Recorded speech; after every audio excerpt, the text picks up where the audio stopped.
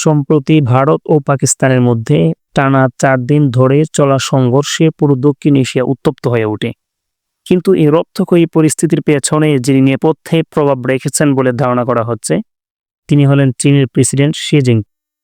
বিশ্লেষকরা বলছেন, পাকিস্তানের এই আগ্রাসী মনোভাব ও সামরিক প্রতিক্রিয়ার পেছনে রয়েছে চীনের সরাসরি সমর্থন।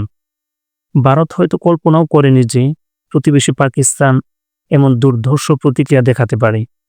এই দ্বিপাক্ষিক সংঘর্ষ থামাতে অবশেষে হস্তক্ষেপ করতে হয় যুক্তরাষ্ট্রের প্রেসিডেন্ট ডোনাল্ড ট্রাম্পকে। যুদ্ধ প্রায় ছড়িয়ে পড়ার মুখে তার কূটনৈতিক তৎপরতাই দুদেশে উত্তেজনা প্রশমনে বড় ভূমিকা রাখে। বিশ্লেষকরা বলছেন, এই সংঘর্ষ যেন ছিল অস্ত্র বিক্রেতা দেশগুলোর প্রদর্শনী মঞ্চ। এই 4 দিনেই যুক্তরাষ্ট্র, চীন, রাশিয়া, ফ্রান্স, তুরস্ক এবং ইসরায়েলের অস্ত্র ব্যবহার হয়েছে যুদ্ধে। যেন একে অপরকে ঘায়েল করতেই তারা বিশ্বের শীর্ষ যুদ্ধ সরঞ্জামের ব্যবহার করেছে। অবশ্য শেষ পর্যন্ত যে দেশটি কৌশলগতভাবে সবচেয়ে বেশি লাভবান হয়েছে তা হল চীন। আন্তর্জাতিক কূটনীতিতে এই সংঘর্ষের মাধ্যমে বেইজিং তাদের অবস্থান শক্ত করতে পেরেছে।